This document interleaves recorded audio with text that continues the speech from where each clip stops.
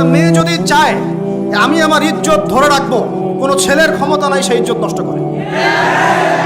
এটাই সত্য কথা। আমার স্ত্রী এই কথাটা খুব জোরালোভাবে আমাকে বলে, আমি যখন রাস্তায় হাঁটবো আমি যদি চাই তাহলে কোনো ছেলে আমার কাছে ঘেঁষতে পারবে না, আমি সুযোগ দিলে তখন ঘেঁষতে পারবে।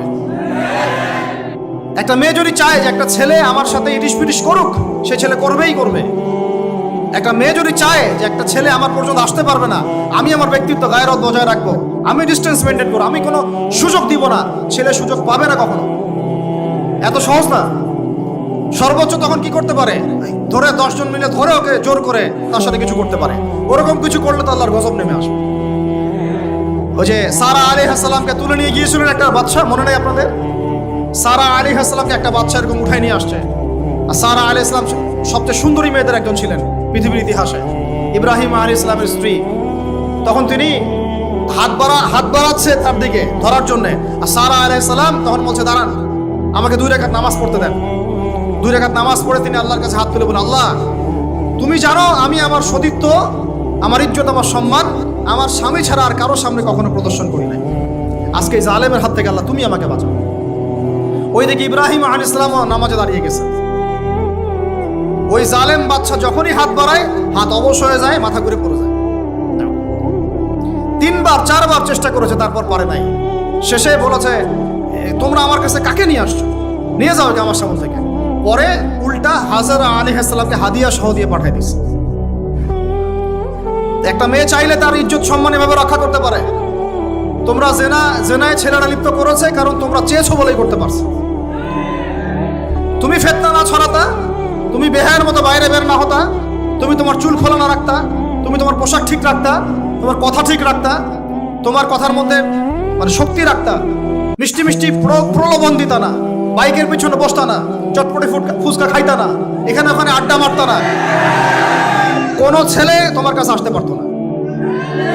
তোমরা এই কাজ করেছো, ছেলে আসতে পেরেছে। আপনারা তো কিছু হইলে ছেলেদেরকেই দোষ দেন। ছেলেরা তো এমনি আকর্ষিত হবেই। আমি একজন ছেলে হিসেবে বলতেছি এটা না তো বিষয়টা। একটা ছেলের ফিতরত এটা যে তার কাছে সবচেয়ে সুন্দর মনে হবে একটা মেয়েকে। এটা একটা ছেলের ফিতরত, স্বভাব ধর্ম, এটা চুম্বকের মতো আকর্ষণ করবে। আর এর উপর যখন আপনি এটাকে ফ্রি অ্যাক্সেস করে দিবেন, লাইসেন্স করে দিবেন, বেপরদায় বের হবে, গায়ের জামা কাপড়ও ঠিক নাই, হ্যাঁ, তারপর কথাবার্তা মিষ্টি মিষ্টি প্রলোভিত টানতেছে, সিডিউস করতেছে, তখন তো একটা ছেলে মিসগাইডেড হইতেই পারে, স্বাভাবিক। ছেলেরও দোষ আছে, কিন্তু অবশ্যই এখানে মেয়েরও দোষ আছে। আমরা তো অনেক সময় ঢাকা শহরে দেখি রাত 10টা 12টা বাজতেছে, আমরা মাহফিল করে যাচ্ছি, কোনোদিন বাসায় ফিরতে 1টা 2টা 3টাও বাজে। রাত 3টার সময় ছেলে মেয়ে বাইকে করে ঘুরতেছে ঢাকা শহরে। ওই মেয়েটার কি বাসায় বাবা নাই, ভাই নাই, কোনো স্বামী বা কেউ নাই, মাহারাম কেউ নাই? আমরা সুযোগ দিচ্ছি বলেই তো আমাদের ঘর পর্যন্ত ঢুকতে পারছে। সবার আগে মেয়েদেরকে শক্ত হইতে হবে। আর মেয়ের বাবা যারা, আমি তো নিজেও মেয়ের বাবা, আমরা বাচ্চাদের সাথে সময় কাটাই আর ভাবি যা কি যে হবে ভবিষ্যতে আল্লাহ ভালো জানেন। কিভাবে মেয়েকে মানুষ করব, কিভাবে সতীত্ব রক্ষা করবে আমাদের মেয়েরা। যা চলতেছে অনেক মাদ্রাসার মেয়ে পর্যন্ত নষ্ট হয়ে গেছে। আপনারা জানেন না তো, আমরা জানি কথা। মাদ্রাসায় পড়ুয়া বহু মেয়ে নষ্ট হয়ে গেছে। যতদিন পর্যন্ত এদের হাতে মোবাইল ফোন ছিল না, ইজ্জত ঠিক ছিল।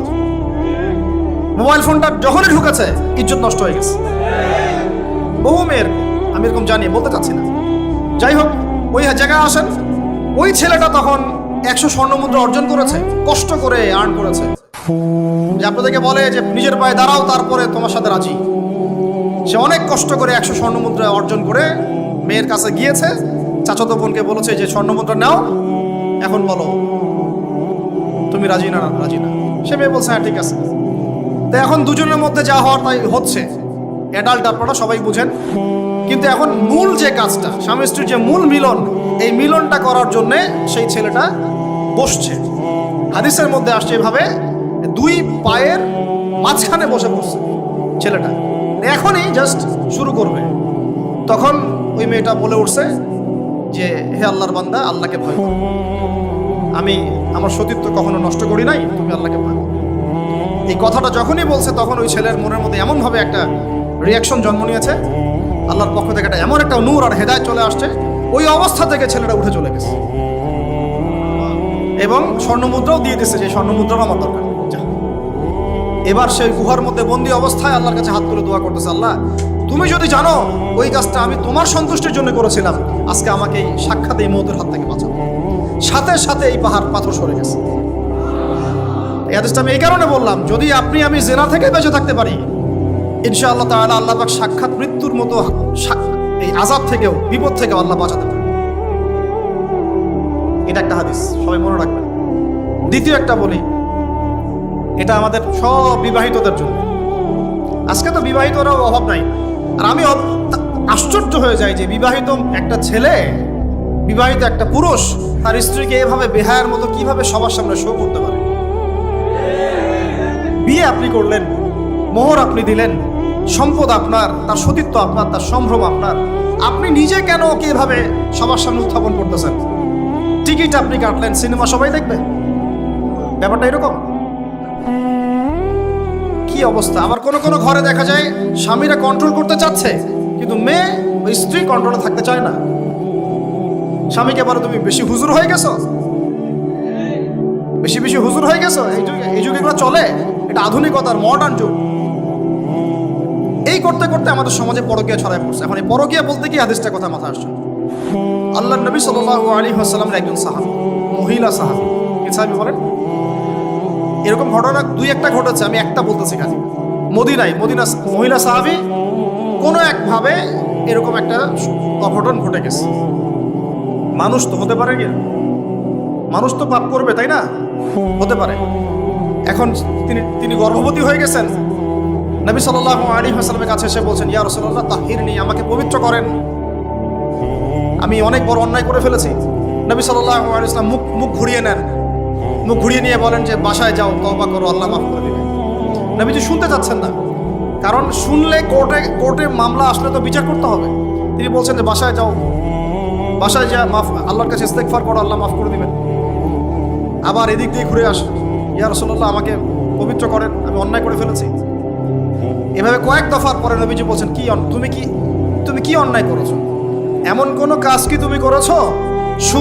সুরমা দানিতে সুরমা নেয়ার সময় আমরা যেভাবে নেই, এরকম কোনো কাজ কি তুমি করেছো? মানে উনি শব্দটা উচ্চারণ করলেন না মুখ দিয়ে, একটা এক্সাম্পল মিসাল দিয়ে বুঝালেন, তুমি কি এরকম কোনো কাজ করেছো? অ্যাডাল্ট্রি কোনো কাজ করেছো?